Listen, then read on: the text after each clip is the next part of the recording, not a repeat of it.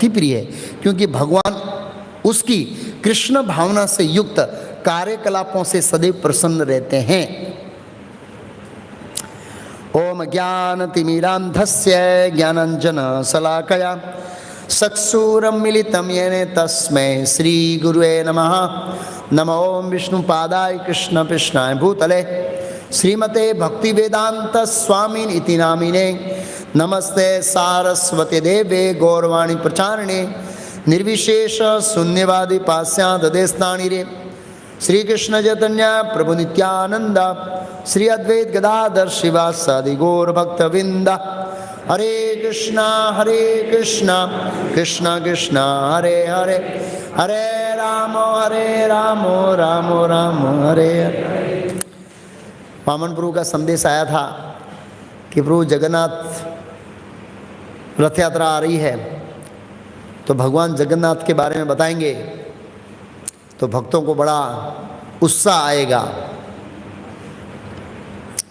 तो जगन्नाथ भगवान आ रहे हैं और जगन्नाथ भगवान को प्रसन्न करने से हम प्रसन्न होंगे, ये सिद्धांत तो हम लोग जानते हैं।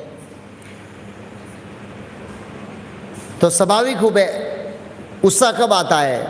जब हम भगवान को प्रसन्न करेंगे, भगवान को प्रसन्न होते हुए देखकर हम प्रसन्न होंगे, तो स्वाभाविक हम में क्या आएगा? उत्साह है। जैसे महाराज यहाँ आते हैं तो हम देखते हैं कि महाराज प्रसन्न है, तो हम उनको देख के क्या होते हैं? प्रसन्न होते हैं। जब महाराज एक स्माइल देते हैं तो हम सामने 1000 स्माइल देते हैं ऐसे। तो हम देखते हैं शास्त्रों में वर्णन है कि गोपियाँ कृष्ण को देखकर, मतलब कृष्ण को प्रसन्न देखकर संतुष्ट होती है और कृष्ण गोपियों को प्रसन्न देखकर संतुष्ट होती है। तो आध्यात्मिक जीवन में इस तरह से एक दूसरे की संतुष्टि को देखकर प्रसन्न रहते हैं, ये आध्यात्मिक जीवन है। स्वाभाविक है, जिससे हम स्नेह करते हैं, जिससे हमारा शाश्वत संबंध है, अगर वो प्रसन्न है तो हम स्वाभाविक रूप से क्या है? प्रसन्न है। तो भगवान जगन्नाथ कैसे प्रसन्न होंगे? भगवान जगन्नाथ आएंगे, लेकिन वो कैसे प्रसन्न होंगे वो आज के श्लोक में लिखा है। च मद भक्त च में प्रिय, ऐसा भक्त मुझे प्रिय है। निसंदेह बहुत सारी रथ यात्रा में भगवान जगन्नाथ की सेवाएं हैं, अलग अलग स्तर की, अलग अलग प्रकार की, अलग अलग गुणवत्ता की, और हम अपने शक्ति, सामर्थ्य, बुद्धि, शरीर के अनुसार सेवा करेंगे। लेकिन भगवान विशेष प्रसंग होंगे जब हम इन गुणों को विकसित करेंगे। ये गुण ये जगन्नाथ भगवान का डिमांड है इस श्लोक में। क्या है डिमांड? वो हमसे आशा रखते हैं कि अगर आप मुझे प्रसन्न करना चाहते हैं तो इन गुणों का क्या कीजिए? विकास कीजिए। निसंदेह हम सब अनर्थों से ग्रस्त हैं, तो इन गुणों को रातों रात विकसित नहीं कर सकते हैं। कोई बात नहीं, इच्छा और उसके बाद क्या? प्रयास करेंगे तो भगवान हमारे प्रयास को देखकर हम इन गुणों से विभूषित होंगे और हमारे अंदर ये गुण होंगे तो च में प्रिय, च में प्रिय।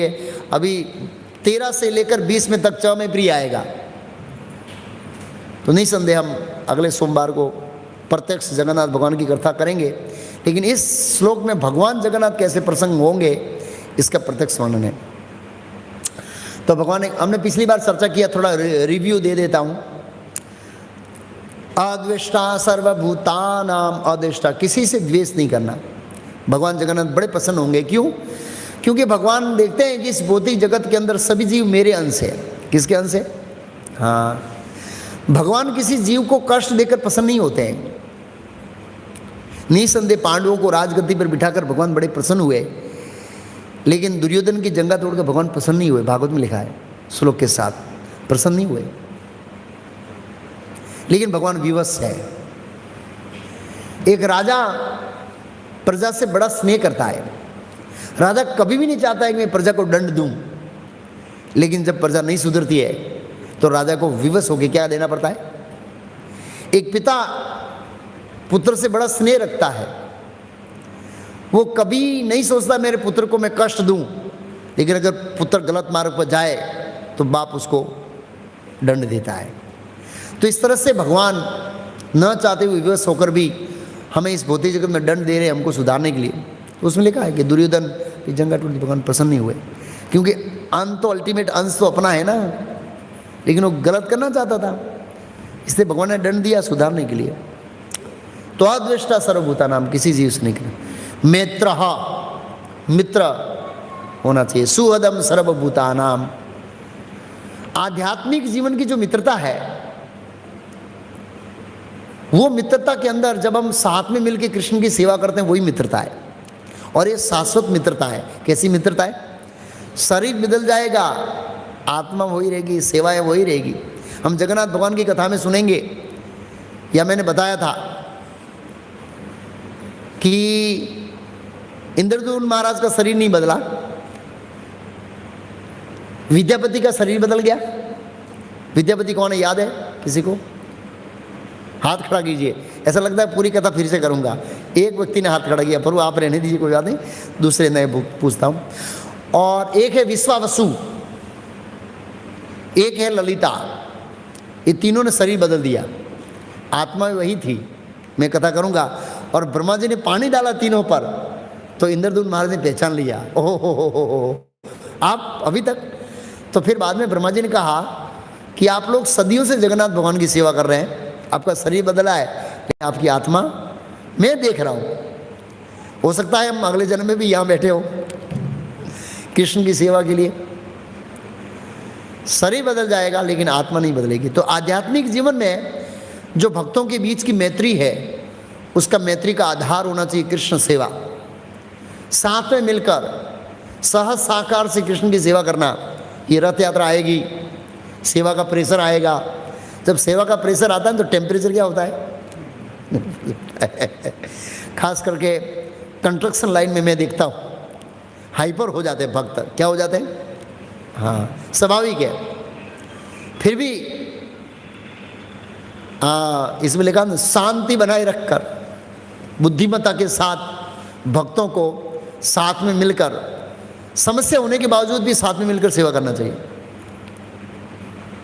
सस्वरूप महाराज ने शायद एक पुस्तक लिखी है, 26 क्वालिटी ऑफ वैष्णव। वैष्णव के 26 गुण इनसे मिलते जुलते हैं। वो मेरे ख्याल से भागवतम के 11वें स्कंद के लिए नहीं, चैतन्य महाप्रभु ने सनातन गोस्वामी को शिक्षा दिया था, उसमें वो 26 क्वालिटी, इसमें 24 है।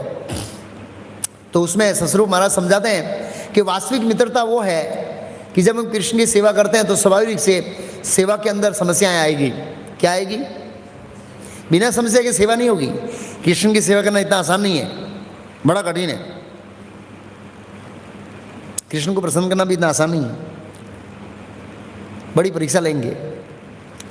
फिर भी हमें साथ मिलकर कृष्ण की सेवा करना, वो वास्तविक मित्र है। मित्रहा, तो आध्यात्मिक मित्रता नहीं टूटनी चाहिए भक्तों में।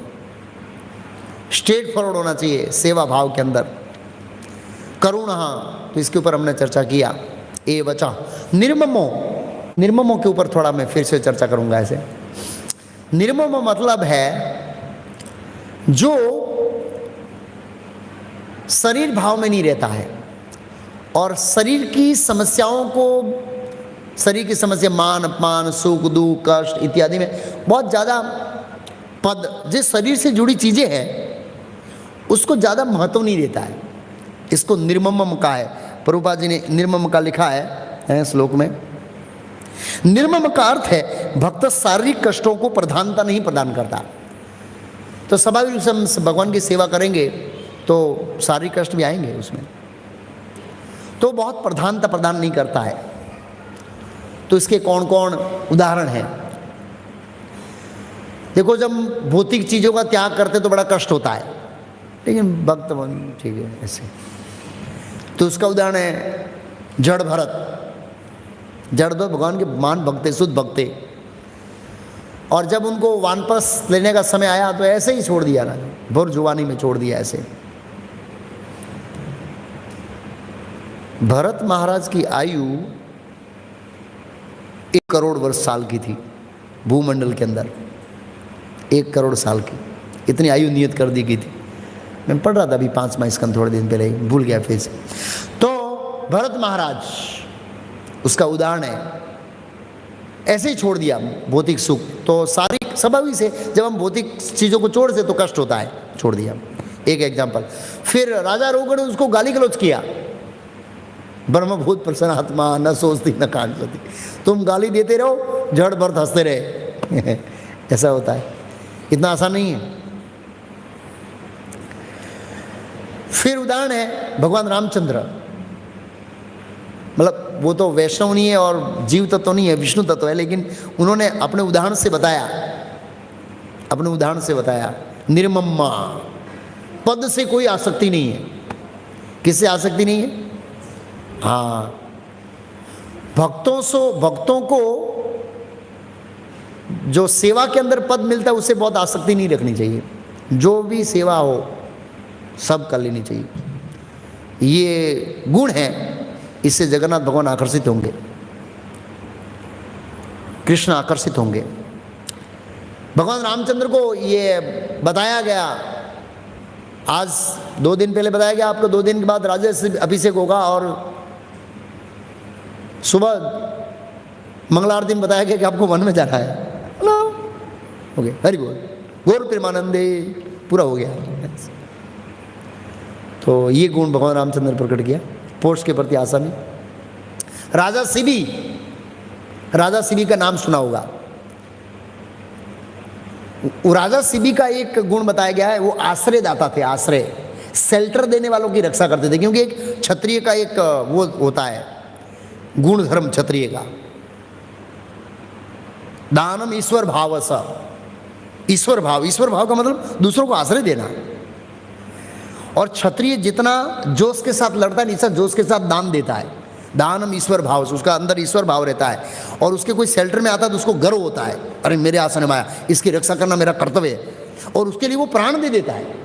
ये क्षत्रिय का स्वभाव है।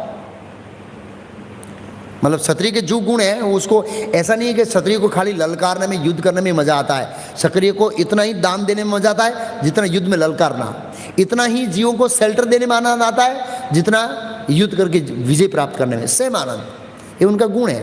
तो सिबी महाराज का ये गुण था, और सिबी महाराज इस गुण के कारण पूरे विश्व में विख्यात हो गए।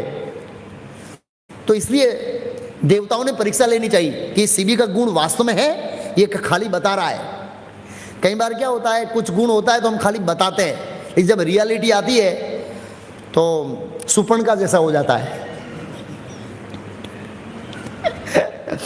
जब सुपर्ण का सुंदर बन गया कि भगवान राम के पास, जब नाक काटा तो कुरूप बन गई, जब उसका नाक कटा तो कुरूप बन गई, मतलब असली रूप बदल गया।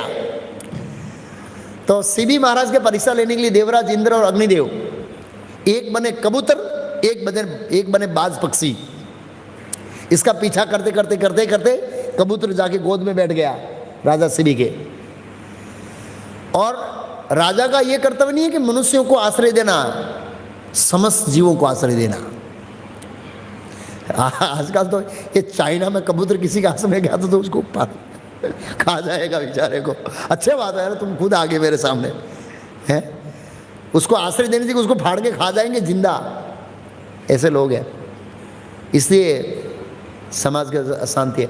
तो राजा सिबी इन्हें कहा भाई इसको छोड़ दे। बोला नहीं, ये मेरा खुराक है, मैं इसका मांस खाऊंगा, मेरा मांस दे देता हूँ।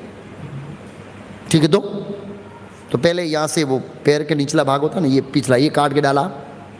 बोला मेरे वजन के बराबर चाहिए। तो उन्होंने क्या डाला, पहले थोड़ा थोड़ा मांस डाला, थोड़ा थोड़ा, पलड़ा बराबर हुआ ही नहीं, फिर खुद बैठ गए। बोला मेरा पूरा शरीर ले ले, तुम इस कबूतर को छोड़ दे। मतलब उस शरीर के प्रति क्या थे, नासक्त राजा सिबी। इसे राजा सिबी का गुण गाया जाता है आश्रयदाताओं के अंदर। क्षत्रिय थे, आश्रय देना ऐसे। दूसरा उदाहरण है दधीची मुनि। मतलब मैं ऐसे ऐसे लोगों की बता रहा हूं स्टोरी जो शरीर के प्रति बहुत आसक्त नहीं थे। प्रभुपाद जी बोला निर्मम का अर्थ है कि भक्त शारीरिक कष्टों को प्रधानता, कष्ट है ना, शरीर का मांस काट के देना इतना आसान नहीं है भाई। भागवत में नाम आने के लिए तो इतना बलिदान तो करना पड़ेगा है, भागवत में ऐसा तो नाम नहीं आएगा। दधीची मुनि की कथा श्रीमद् भागवत के 6ठे स्कंद में आती है। वत्रासुर बहुत भारी पड़ रहा था देवताओं पर। देवताओं ने अपराध किया था गुरु का, ये गुरु अपराध का रिजल्ट है। वत्रासुर ने जन्म लिया, बृहस्पति का अपराध किया था इसके फलस्वरूप। मोबाइल प्लीज साइलेंट में। तो भारी पड़ रहा था, तो सभी देवता हार के गए किसके पास? भगवान के पास। भगवान का दधीचि मुनि के पास जाइए, उसका शरीर मांगिए। भगवान की परीक्षा करना चाहते थे, दोनों की, देवताओं की और दधीचि मुनि की भी। उससे वज्र बनाइए विश्वकर्मा को देकर। विश्वकर्मा देवताओं के आर्किटेक्ट है, असुरों के आर्किटेक्ट मय दानव है। मैं देवताओं के असुरों के आर्किटेक्ट। तो ये देवता सब दधीचि मुनि के पास गए। दधीचि मुनि ने पहले तो उनके अनर्थ को काटा। शर्म आनी चाहिए तुम लोगों को, शर्म। दूसरे के शरीर पर तुम लोग जिंदा रहना चाहते, भोग करना चाहते। मतलब एक ऋषि का शरीर लेकर उसको असुरों को मारेंगे और फिर स्वर्ग में क्या करेंगे? हरि बोल करेंगे। हरि बोल देवता करते हैं, लेकिन भगवान से भौतिक यातनाओं के साथ। और फिर स्माइल दिया, देवताओं को उपदेश दिया कि देखो आप कितने स्वार्थी है, अपने सुख के लिए आप दूसरों के शरीर की बलि देना चाहते हैं। तो ये तो अच्छा नहीं है ना भाई। असुर मरेगा तो हमारी इंद्रिय भोग का कार्यक्रम चालू रहेगा, नाच गान, नहीं तो नाच गान बंद हो जाएगा। दधीचि मुनि उपदेश देने के बाद बोला ठीक है मैं रेडी हूं शरीर देने के लिए। दे दिया शरीर देवताओं को, दे दिया देवताओं को। तो मतलब शरीर के प्रति आसक्ति नहीं है ऐसे, इस तरह से। शिला प्रभुपाद जी को किसी अमेरिकन शिष्य ने एक राड़ो घड़ी दिया था गुरु की सेवा में, और हरिदास प्रभु करके प्रभुपाद शिष्य है, उन्होंने स्टोरी बताई। अभी भी उनके पास राड़ो घड़ी है। तो प्रभुपाद जी जब हैदराबाद के अंदर पंडाल प्रोग्राम कर रहे थे लेक्चर के अंदर, तो इंटरव्यू में हाथ होकर राड़ो घड़ी के साथ फोड़ा। उस समय उसकी कीमत 10 लाख रुपया थी। उस समय की बात कर रहा हूँ, 74, 73, 72 समथिंग बात, 10 लाख की कीमत थी उसमें। बहुत महंगी घड़ी थी। तो वो जो भक्त थे हरिदास प्रभु बोले यार साधु के पास इतनी महंगी एक घड़ी की क्या जरूरत है, इसको मैं चोरी कर लेता हूँ। क्या कर लेता हूँ? उसे पता लगा है ऐसी भक्तिवेदांत स्वामी कहाँ ट्रोल कर रहे हैं। बोला हैदराबाद में प्रोग्राम पूरा कर बॉम्बे जा रहे हैं। वो भी बॉम्बे आए और कहीं रहने लगे जू में। देखा कि यहाँ इस्कॉन का मंदिर है, चक्कर लगाया, प्लानिंग किया, सब कुछ किया, और देखा ये स्वामी जी का शेड्यूल क्या है। तो बोला स्वामी जी रोज़ सुबह में लेक्चर देते हैं, बाद में रूम में चले जाते हैं। तो ये भाई लेक्चर में भागवत क्लास में आके बैठे हरिदास प्रभु, जिनका भी नाम कर्मी नाम मुझे पता नहीं। बैठे तो लेक्चर पूरा दिया। लेक्चर सुनने के बाद आए, स्वामी जी मैं आया था घड़ी चोरी करने के लिए, लेकिन अभी मेरा हृदय बदल गया है, अब मैं आपका शिष्य बनूंगा। प्रभुपाद जी घड़ी उसको दे दी। वो अभी भी घड़ी उनके पास है, कोई अटैच नहीं है प्रभुपाद जी से घड़ी के प्रति। मतलब एक उदाहरण है, नहीं सोचेंगे यार इतनी महंगी घड़ी है ऐसे। तो ऐसे बहुत सारे एग्जाम्पल्स है हमारे महान आचार्य। शरीर के प्रति, शरीर की चीज़ों के प्रति, शरीर के प्रति कोई आसक्ति। निर्ममो निरंकार। निरंकार का मतलब अपने आप को शरीर नहीं समझता। जब अपने आप को शरीर समझते हैं तो मान अपमान, मैं पोता मार रहा हूँ, लोग क्या बोलेंगे यार, मैं इसमें कर रहा हूँ, ये क्या बोलेंगे, ये अहंकार है। शरीर भावना पैदा करता है अहंकार। और भगवान ने भी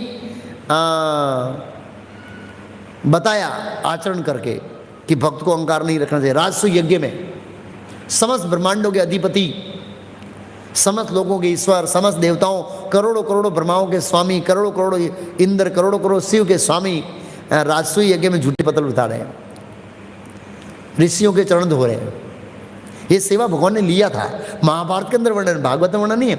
महाभारत में वर्णन है कि सेवा देने वाले इंचार्ज कौन से, जैसे यहाँ पर हमारे वामन देवदास प्रभु रथ यात्रा की सेवा देते हैं। राष्ट्रीय यज्ञ की सेवा डिस्ट्रीब्यूट किसने किया, किसी को पता है?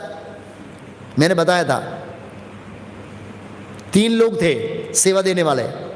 नहीं, सेवा देने वाले एक थे, सुपरविजन करने वाले 2 लोग थे, उसके असिस्टेंट। सेवा देने वाले भीष्मदेव थे, और सुपरविजन कौन करते थे कि ये सेवा हुई नहीं हुई, ऐसे चेक लिस्ट होता है ना। द्रोणाचार्य, कृपाचार्य, लिखा है महाभारत में। ये दोनों भीष्मदेव के अंडर में सेवा का चेकलिस्ट करते थे। राजसूय यज्ञ में क्या हुआ क्या नहीं हुआ, तो जब सेवा देने की बारी तो भगवान कृष्ण ने पहले उठाया कि मैं 2 सेवा लूंगा, ऋषियों का स्वागत करना, ऋषियों का झूठे पत्र बताना। कॉमन पब्लिक का झूठे पत्र नहीं उठाया भगवान ने, कॉमन पब्लिक का नहीं, खाली ऋषि मुनियों का। और उसमें जो महान महान ऋषि थे जो स्वयं भगवान के भक्त थे, और भगवान भी चाहते हैं कि मैं भी भक्त की सेवा करूं। नरसिंह मेहता का जीवन देखते हैं ना, भगवान सेवा करने के लिए आते हैं, हालांकि भक्त लेते नहीं है, लेकिन भगवान चाहते हैं कि भक्त लोग मेरा सेवा करें, मैं भी करूं। जैसे अर्जुन का सेवा, कहाँ रथ है, ऐसे अर्जुन का सेवा किया ना भगवान ने। भगवान चाहते हैं, भगवान निष्ठुर नहीं है, हमें ऐसी आशा नहीं रखनी चाहिए हम भगवान की सेवा करें, लेकिन भगवान चाहते हैं ऐसे। तो भगवान ने सेवा लिया कि जो बड़े बड़े महात्मा लोग मेरे शुद्ध भक्त आएंगे, ऐसे तो ये मेरे को सेवा करने का मौका नहीं देंगे, लेकिन अभी मैं मनुष्य की भूमिका अदा कर रहा हूँ और मैं युधिष्ठिर महाराज का मामे का लड़का हूँ, तो ये मेरा फर्ज बनता है कि मेरे भाई का यज्ञ हो रहा है, मैं उसमें सेवा दूंगा। इस तरह से भगवान ने ये सेवा लिया एक्चुअली, ऐसे भगवान कृष्ण ने बताया इस तरह से राजसूय यज्ञ में। और राजा रुद्र प्रताप, चैतन्य चेतानंद के अंदर कथा आती है, राजा रुद्र प्रताप बहुत शक्तिशाली राजा थे, और जगन्नाथ आगे क्या लगाते थे, झाड़ू लगाते थे, और उनको गर्व होता था कि मैं भगवान जगन्नाथ के आगे झाड़ू लगा रहा हूँ। तो सोचिए, इतना बड़ा राजा गर्व कर रहा है भगवान का झाड़ू लगाने हैं, तो हमको ये सब झाड़ू लगाने में गर्व करना चाहिए, शर्म नहीं आनी चाहिए। रुद्र प्रताप को कोई शर्म नहीं, इतने बड़े गवर्नर है, इतने बड़े मिनिस्टर है, उसके बड़े मंत्री है, जो जिसको जो सोचना है सोचो, मैं तो क्या लगाऊंगा, झाड़ू लगाऊंगा ऐसे। तो ये भाव होना चाहिए भगवान का। आध्यात्मिक दृष्टिकोण से हमारा जो पद है वो कुछ भी पद नहीं है। जीवेर स्वरूप और कृष्ण नित्यदास, बड़ा गर्व हुआ इंद्रद्युम्न महाराज को, इस तरह से इतने महान है ऐसे। तो इसलिए भगवान की सेवा में कोई ऊंच नीच का भाव नहीं होना चाहिए। अगर वो भाव होता है तो ये हमारा क्या है, अहंकार है। तो निर्मम का मतलब ये है, निर्मकार है।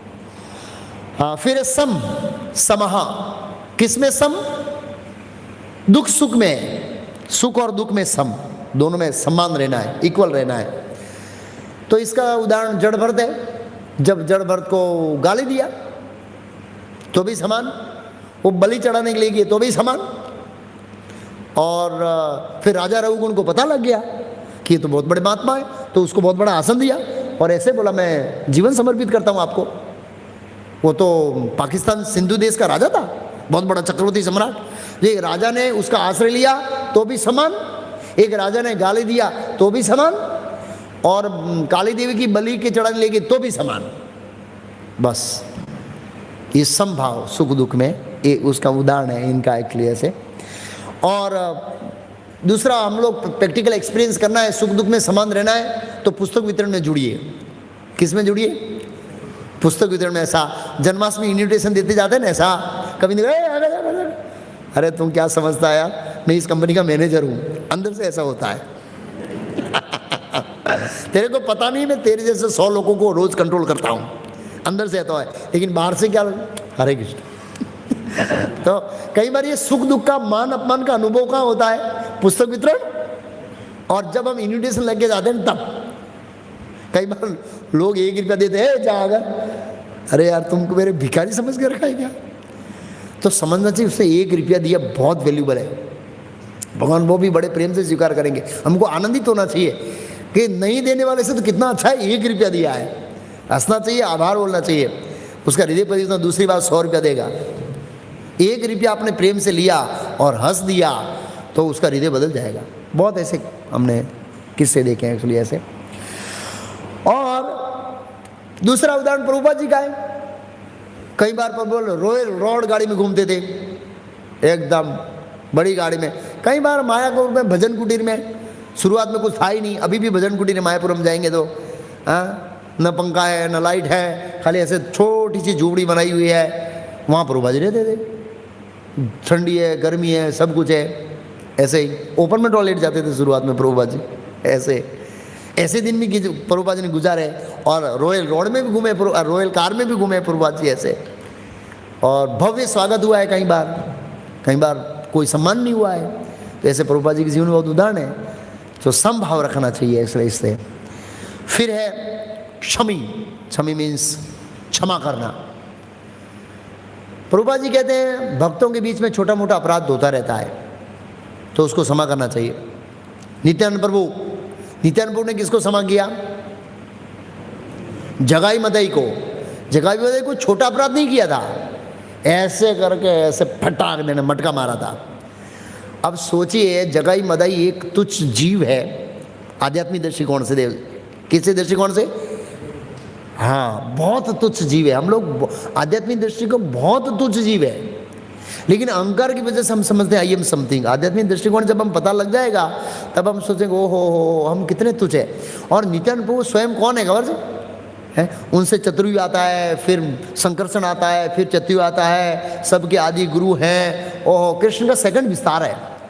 उन्होंने नहीं सोचा कि यार मैं क्या हूँ, तू क्या है, मेरे को मटका मारा है, तेरे को शर्म नहीं आती, एक सेकंड के अंदर तेरे को भस्मीभूत कर दूंगा, लेकिन नहीं, क्षमा कर दिया। तो इस तरह से छोटे मोटे वैष्णवों के अपराधों को भक्त को मन में नहीं लेना चाहिए, क्षमा कर देना चाहिए। है संतुष्ट, हाँ प्रभुपाद जी ने संतुष्ट के बारे में लिखा है। आगे संतुष्ट, वह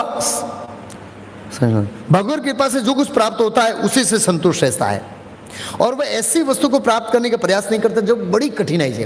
कई बार हम भौतिक चीजों को प्राप्त करना चाहते हैं, लेकिन उसे बहुत कठिन श्रम करना पड़ता है, तो उसको अत्याहार का है। मैं उपदेशामृत में सेमिनार लूंगा, ये भगवत गीता पूरी होने के बाद उपदेशामृत, भक्ति रसामृत सिंधु और इस उपनिषद 3 लूंगा उसके बाद। तो उसमें अत्याहार का मतलब है ऐसी चीजों के लिए कठिन प्रयास करना जिससे हमारी भक्ति डिस्ट्रॉय हो जाए और जो इजी से अवेलेबल ना हो। हम देखते हैं कई बार इतनी बड़ी लोन ले लेते हैं, कई बार इतना बड़ा बिजनेस डाल देते हैं, कई बार ऐसी नौकरी ले लेते हैं जिसमें बड़ा कठिन श्रम करना पड़ता है, माला में कॉम्प्रोमाइज़ करना पड़ता है, साधना में कॉम्प्रोमाइज़ करना पड़ता है, तो सब अत्याहार में आता है। तो भक्तों को उसके लिए बहुत बोलना है। क्यों? क्योंकि हम अपनी स्थिति से संतुष्ट नहीं है, इसलिए। अगर यहाँ पर लिखा है प्रयास होना चाहिए, ऐसा नहीं है कि सो जाएंगे तो सीधा मुंह में महाप्रसाद है गोविंद आ जाएगा राजभोग, ऐसा प्रयास करना पड़ेगा।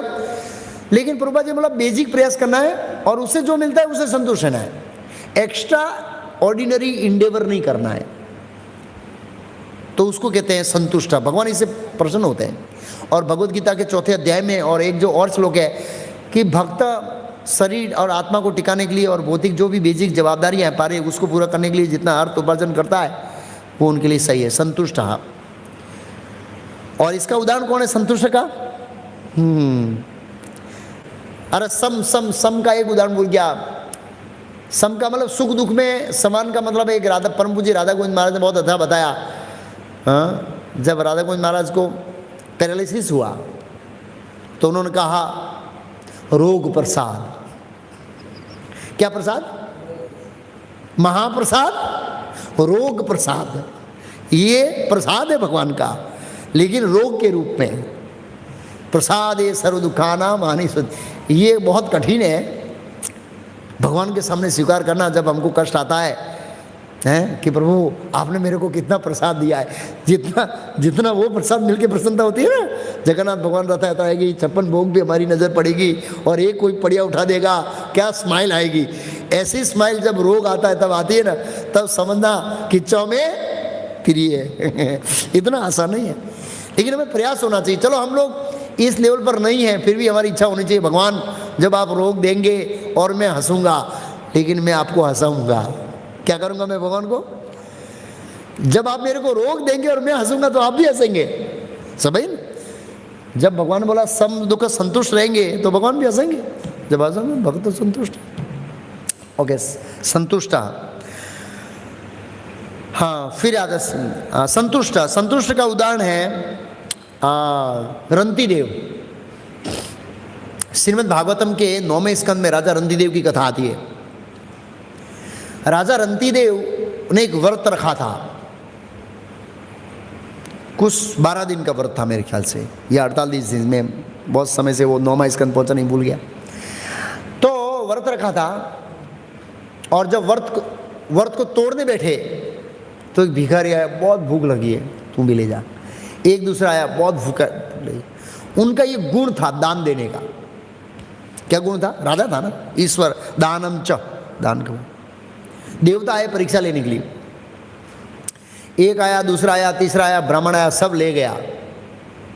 लाश के अंदर पानी बचा था, वो भी देवराज इधर एक भिखारी जैसे मन कराए वो भी ले गए पानी, कुछ नहीं बचा, फिर भी संतुष्ट है, गुस्से नहीं हुआ, अरे यार 12 दिन के बाद खा रहे हूँ, खाने दो ना मुझे, ऐसे नहीं हुआ रियली। तो ये गुण भक्त लोग कहाँ अर्जित कर सकते हैं? प्रसाद सर्व करने वाले। अपने लिए ना हो तो सोचना नहीं है, दूसरों को दे देना है। ऐसा नहीं बाल्टी भर के अपना रख दे और फिर दूसरों को थोड़ा थोड़ा दे दे। जो प्रसाद सर्विस करते हैं उनको ये गुण अर्जित करना चाहिए। कल मैं ऐसे प्रसंग हो गया, कल मेरे साथ, कल शाम का प्रसाद नहीं ले पाया। ऐसे प्रसंग ऐसा हुआ कि कुछ गेस्ट आ गए, अंकलेश्वर के जज थे वो आए, डिवाइस भी आए और भरूच से कुछ लोग आए थे प्रसाद के लिए। अब वो 7 बजे डिस्कस करने बैठ गए तो पहले मैं ले नहीं सकता, बाद में तो 10:30 बजे तक डिस्कशन चल रहा है सबका। वो गए नहीं, बोला महाराज जाने का मन ही नहीं हो रहा यहाँ पर। तो जज बोला तो रिटायर्ड होकर मैं आ सकता हूँ? बोला आ जाइए ना, पहले आ जाइए, अब रिटायर्ड होने के पहले ले लेंगे हम आपको।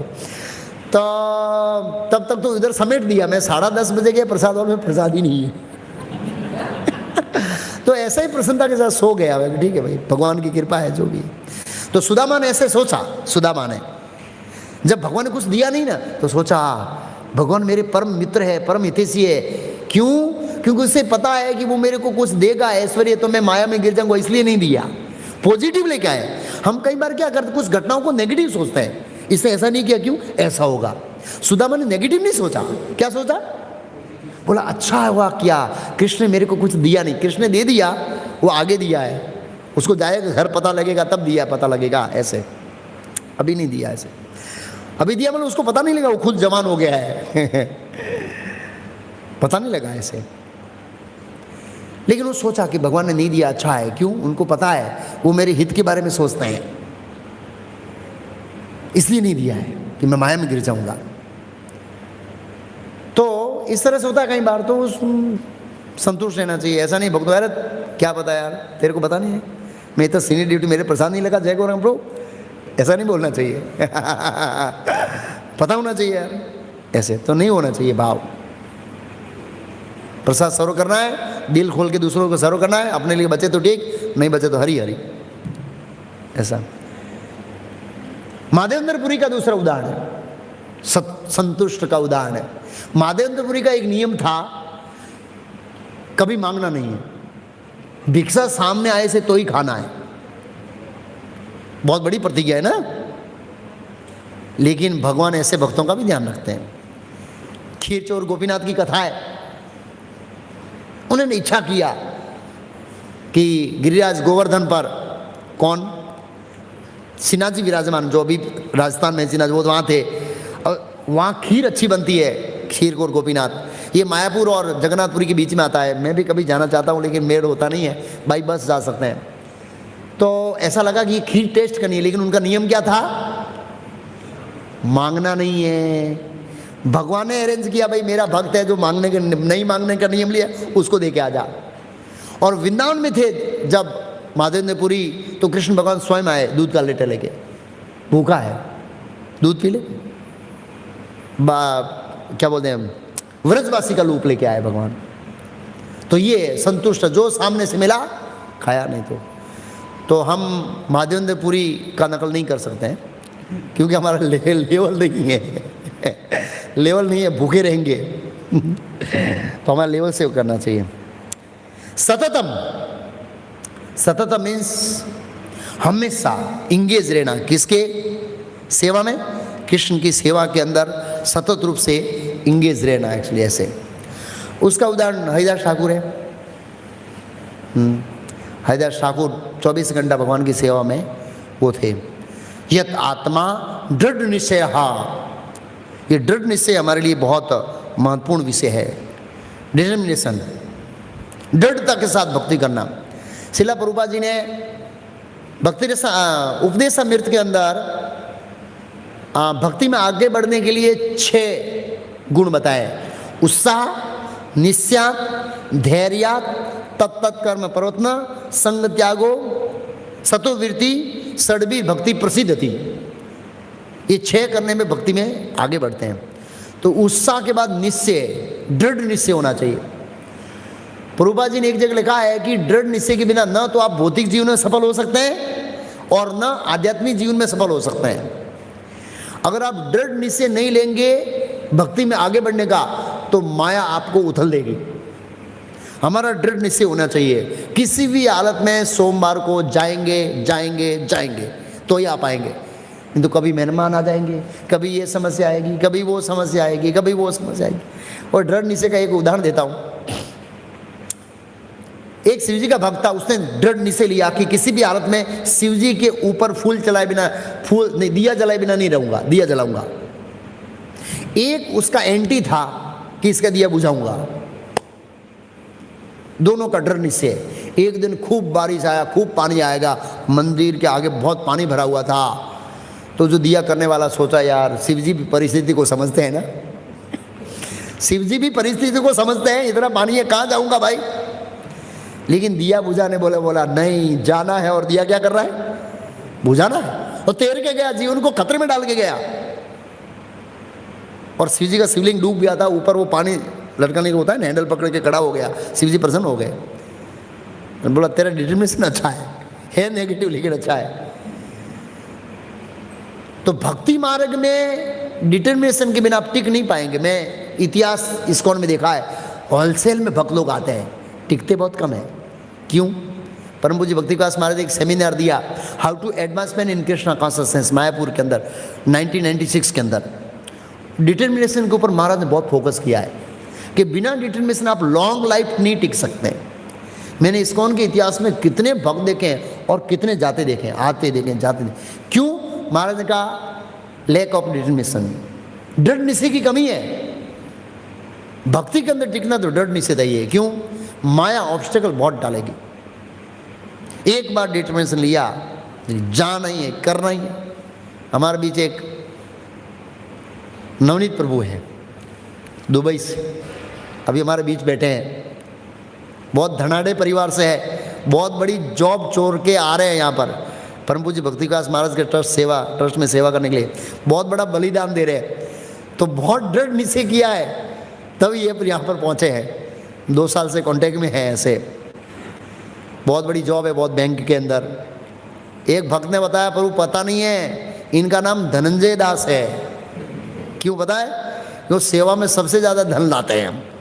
हाँ, और आधा दुबई उनको जानता है। मेरे को पता नहीं कि इतना बड़े व्यक्ति है ऐसे। मैं उसके ऐसे बाह्य दृष्टिकोण गुणगान नहीं, ग्रस्त है वो। तो हमारे बीच आ रहे हैं, अभी वामन को अनाउंस करेंगे उनके बारे में से। तो अभी अल्टीमेट उनका दृढ़ निश्चय सफल हुआ कि बच्चों का एडमिशन मिल गया, बस अब वो आएंगे। कितने सालों से महाराज ने उनको कितने सालों से बोला है, दृढ़ निश्चय, आऊँगा आऊँगा आऊँगा, ऐसा दृढ़ निश्चय चाहिए। तो भक्ति के अंदर बहुत सारा ऑब्स्टिकल आया। तो दृढ़ निश्चय को मेंटेन कैसे करें? दृढ़ निश्चय कैसे टिकेगा? अगर भौतिक इच्छा है तो दृढ़ निश्चय नहीं टिक सकता है। जैसे भगवान कृष्ण का भोग ऐश्वर्य प्रस्थानाम तयापत्त सेतसाम न समाधो विधीयते, न समाधो विधीयते, न समाधो विधीयते मतलब अगर आप भोग ऐश्वर्य में डूबे हो, समाधो न समाधो विधि मतलब समाधि भी नहीं जा सकते। समाधि मतलब आप फुल्ली कॉन्सेंट्रेशन नहीं कर सकते कृष्ण की सेवा में, टिक नहीं सकते हैं। क्या श्लोक? वयस्वात्मिका बुद्धि का श्लोक का लाइन क्या भूल गया? वयस्वात्मिका बुद्धि रेखे कुरु नंदना, सिंगल पॉइंटेड बुद्धि। प्रभुपाद जी ने उसके टाइम सिंगल पॉइंटेड बुद्धि, दृढ़ निश्चय वाली बुद्धि, वही आपको कृष्ण भक्ति में टिका दे। वयस्वात्मिक बुद्धि समाधो नहीं, सॉरी वो 2 अलग श्लोक हो गया। क्या श्लोक है वो? भोग ऐश्वर्य प्रस्थानाम तयापत्य चेतनाम, वो अलग श्लोक है। वैस आत्मिका बुद्धि, एक बुद्धि एक और गुरु नंदन है। उसके आगे लाइन क्या है? हाँ, बहु शाखा ही अनंतास। हाँ कैसे? बुद्धि व्यवसाय नाम बुद्धि एक कुरिंदन, एक कुरिंदन मतलब एक सिंगल पॉइंटेड बुद्धि। प्रभुपाद जी ने कहा। तो विश्वनाथ ठगे ठाकुर ने इस श्लोक के ऊपर कमेंट्री करते हुए कहा है सिंगल पॉइंटेड बुद्धि मतलब दृढ़ निश्चय के साथ कृष्ण की भक्ति करना। दृढ़ निश्चय कैसे हो सकता है? ये शाम त्वंत गतम जनानाम पुण्य कर्मणाम नहीं सॉरी श्लोक भूल गया फिर से। ये शाम तो अंतगतम जनानाम पुण्यक्रम नाम ते दंडमोह निर्मुक्ता भजन्ते माम दृढ़व्रता। दृढ़व्रता, जिनके पाप चले गए हैं और जिनके पुण्य अर्जित किए, दृढ़ व्रत के साथ भजन करता है मेरा, दृढ़ता के साथ। भक्ति मार्ग में दृढ़ता नहीं है, लंबे समय के लिए कृष्ण भक्ति में टिकना बहुत मुश्किल है, और टिकना ही नहीं आगे बढ़ना बहुत मुश्किल है। दृढ़ निश्चय चाहिए, 16 वाला करूंगा, ये मैं करूंगा, ये सेवा करूंगा। कई बार सेवा देते हैं भक्त लोग ढीले हो जाते हैं। दृढ़ निश्चय चाहिए सेवा करने में भी। ये जगन्नाथ रथ यात्रा आती है, डिटर्मिनेशन चाहिए, कितनी भी समस्या आई, कुछ भी हुआ, ये हो गया वो बिगड़ा, जो सेवा दी है उसको नहीं छोड़ना है। ये दृढ़ निश्चय में टिके रहेंगे तो जगन्नाथ भगवान क्या होंगे, चमे स्माइल देंगे। आप हम देख नहीं पाएंगे, अलग स्माइल देंगे। मैंने मोरालिटी के आधार पर डिटर्मिनेशन देखा है, नैतिकता के आधार पर डिटर्मिनेशन देखा है, मतलब ऐसे पढ़ा है चाणक्य पंडित के जीवन चरित्र में। तो वो भक्तों को आजमाना चाहिए। चाणक्य पंडित किसी को कोई कार्य देते थे ना, सीक्रेट कार्य, कि ये बात यहां तक पहुंचानी है और वहां से सीआईडी करके लानी है। जिस आदमी को काम दिया है उस आदमी का मर्डर हो जाता है ना, वो दूसरे को सौंप के, वो बोला मैं ये खतरे में जा रहा हूं, अगर मैं मर गया तो ये काम तेरे को करना है और चाणक्य को मैसेज पहुंचाना है। इतने लोग थे दृढ़ निश्चय वाले, राजधर्म के लिए मरने वाले। तो हम तो उससे ऊपर है, कृष्ण के लिए। कई बार हमको सेवा दे दे, अरे प्रभु जी तो आप भूल ही क्यों आ रहे हो अरे भाई तू भूल ही क्यों, पर सामने नुकसान कितना हुआ है। समय किसी गेस्ट का स्वागत करना था, अरे बोलने तो भूल गया। अरे किसी को गेस्ट का प्रसाद, मान लो कोई गेस्ट आ रहा है बहुत महत्वपूर्ण, बोला इसका प्रसाद का ध्यान रखना, और वो दूसरे में कहीं लटार मार रहा है, इधर देख रहा है, भक्तों से मिल रहा है, प्रभु आपकी सेवा थी प्रसाद थी, अरे मैं भूल ही गया। अरे भाई इतने बड़े गेस्ट आ रहे हैं, आपको ध्यान रखना चाहिए। तो भक्तों को ये सेवा में जवाबदारी लेना चाहिए। हाँ आप इस पर तो प्रभु मैं 1 घंटा सेवा दे लूंगा, लेकिन पक्का इतनी सेवा करूंगा पक्का। तो वामन प्रभु को दूसरी बार फॉलोअप नहीं करना चाहिए, ऐसा होना चाहिए भक्तों का। फॉलो का सिस्टम नहीं होना चाहिए, वो कितने को फॉलोअप करेंगे। सिविल डिपार्टमेंट में बहुत फॉलोअप करना पड़ता है, सिविल में कंस्ट्रक्शन में बहुत अनुभव है। लेकिन भक्तों को सेवा दी, उसका बहुत दृढ़ निश्चय से सेवा करनी चाहिए। कुछ भी हो जाए, हमारे एक भक्त है सेवा करते करते बेहोश हो गए, ऐसी सेवा होनी चाहिए, तब जगन्नाथ की स्माइल प्राप्त करेंगे आप। यस, अतर ऋषि प्रभु एक जन्माष्टमी के अंदर इतनी सेवा करी, बर्तन लेके जब फाट देने गिर गए। हाँ ये सिद्धि है। इसका दूसरा एग्जाम्पल प्रभुपाद जी है। पता है प्रभुपाद जी कब सेवा करते करते बेहोश हुए, हाथ खड़ा कीजिए। किसी को पता है प्रभुपाद सेवा करते करते बेहोश गिर गए, फाट देने गिर गए हैं। दिल्ली के अंदर भगवत दर्शन वितरण करते थे, बेहोश हो गए, लू लग फाट देने गिर गए गटर के अंदर। कृष्ण को प्रसन्न करने दासा नहीं है। तो हमें ऐसी सेवा का डिटर्मिनेशन होना चाहिए, जो जवाबदारी है बड़ी निष्ठा के साथ करना है एक्चुअली ऐसे। तो प्रभुपाद जी ने दृढ़ता का डिटर्मिनेशन का अर्थ बताया, कृष्ण की सेवा करने से ही हमको परम सुखी होंगे, इसमें विश्वास। कृष्ण ही परम भगवान है, उसमें विश्वास। प्रभुपाद जी ने तात्पर्य में लिखा है, इसके अंदर क्या लिखा है, अतः कोई भी उसे विचलित नहीं कर सकता, क्योंकि कोई उसे भक्ति के दृढ़ संकल्प को हटा नहीं सकता। भक्त की जो भक्ति है उसके दृढ़ संकल्प को हटा नहीं सकता, तर्क के खंडनों से वो हार नहीं सकता। डिटर्मिनेशन है, पूर्ण विश्वास रहता है कृष्ण पर, कृष्ण की भक्ति पर, कृष्ण की सेवा पर, कृष्ण की कृपा पर पूर्ण विश्वास रहता है। ये प्रभुपाद जी लिखता है, कोई हला नहीं सकता उसकी भक्ति को। कुछ भौतिक लोग डरा नहीं सकते उसको, अरे क्या भक्ति करा, आ तो तुम्हारी उम्र से क्या, आम से तेम से, कई बार भक्त लोग डर जाते हैं, तो ऐसे डरना नहीं चाहिए, डर सकता। प्रभुपाद जी की सेवा पर विश्वास ऐसे। दृढ़ निश्चय कैसे आएगा, दृढ़ निश्चय श्रद्धा से आएगा। अगर आपको फेथ है कि ये टेक्निक से पैसा कमाऊंगा, तो हम क्या करेंगे, दृढ़ निश्चय के साथ वो प्रोसेस करेंगे ना। आपको प्रोसेस के बारे में परफेक्ट नॉलेज, प्रोसेस के ऊपर फेथ है, किसके ऊपर, मतलब श्रद्धा है प्रोसेस के ऊपर कि ये काम करने से पैसा बहुत मल्टीप्लिकेशन होगा, तो उसका पीछे पड़ जाएंगे हम लोग। क्यों, श्रद्धा है। भक्ति मार्ग में श्रद्धा होगी तभी हमारा दृढ़ निश्चय होगा, एक। दूसरा, श्रद्धा कैसे आएगी, नॉलेज से आएगी। इसलिए भागवत पढ़ना चाहिए, गीता पढ़नी चाहिए, इससे हमारी श्रद्धा बलवती हो गई। श्रद्धा शब्दे विश्वास कहे स्टूडेंट से होय, कृष्ण भक्ति कहले सुक्रम कृत होय, सुक्रम कृत होय। कृष्ण भक्ति करने से सभी कर्म संपन्न हो जाएंगे, ऐसा पूर्ण विश्वास को, अरे श्रद्धा को पूर्ण विश्वास कहते हैं।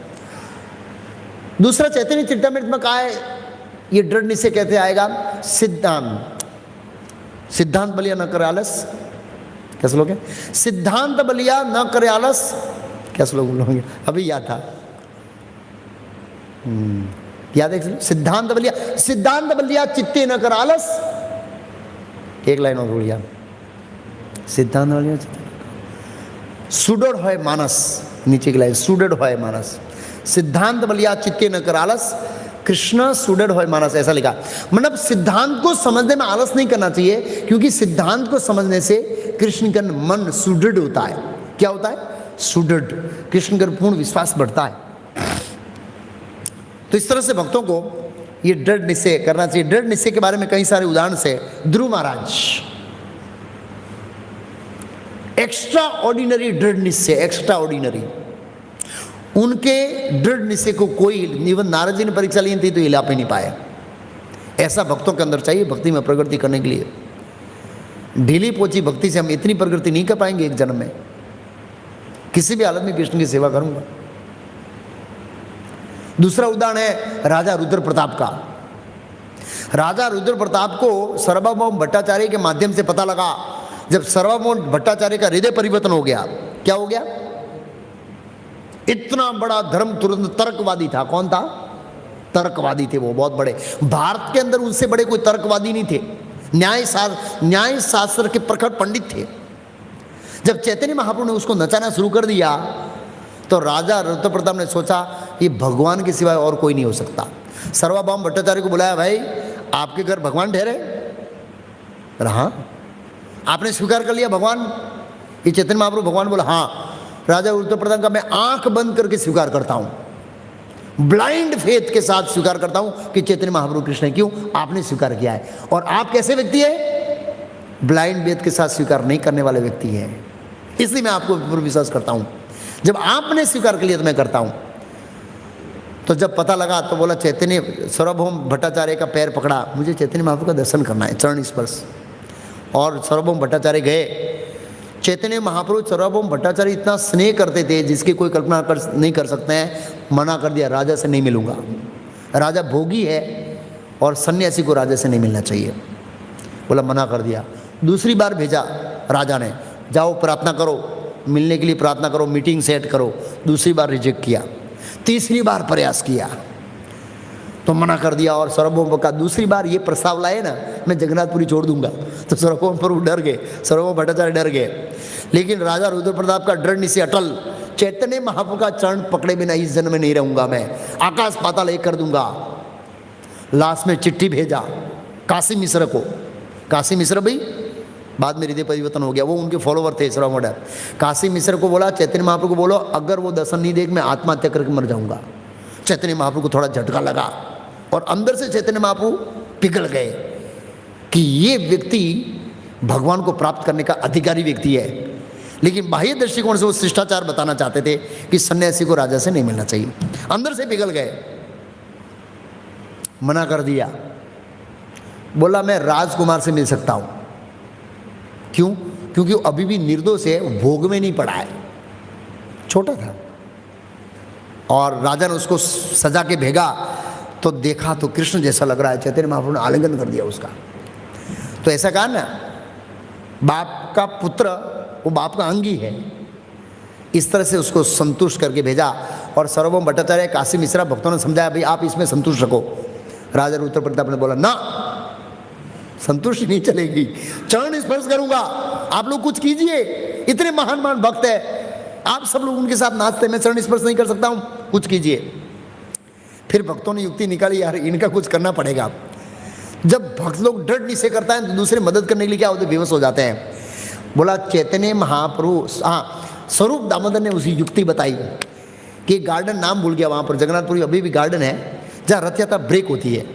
भगवान आराम करते हैं, लस्सी पीते हैं थोड़ा ऐसे, जो भी है वहाँ पर ऐसे पिलाया जाता। उस समय चैतन्य महाप्रभु गार्डन में आराम करेंगे और उस समय तुम श्लोक बोलना। कौन सा श्लोक? भागवतम का। तव कथामृतम तप्त जीवनम कवि भीरिडितम कलमसाहपम श्रवण मंगलम श्रीमदादतम भूरि गणंती भूरिदा जना। बस एक श्लोक बोला, राजा रुद्र प्रताप ने धोतिया पहना और पैर दबा रहे, श्लोक बोल रहे हैं। राजा रुद्र चैतन्य महाप्रभु बोलो, तुम जो भी हो बोलो, श्लोक बोलो गोपियों। ये गोपी गीत है भागवतम का, तव कथा अमृतम में गोपियों ने क्या प्रार्थना किया है भगवान कृष्ण की। ऐसे ओहो बोला, तो तुम तो मेरे को प्राण देने वाले व्यक्ति हो। और उसके आलिंगन किया और आंख दिखा, ये तो राजा है।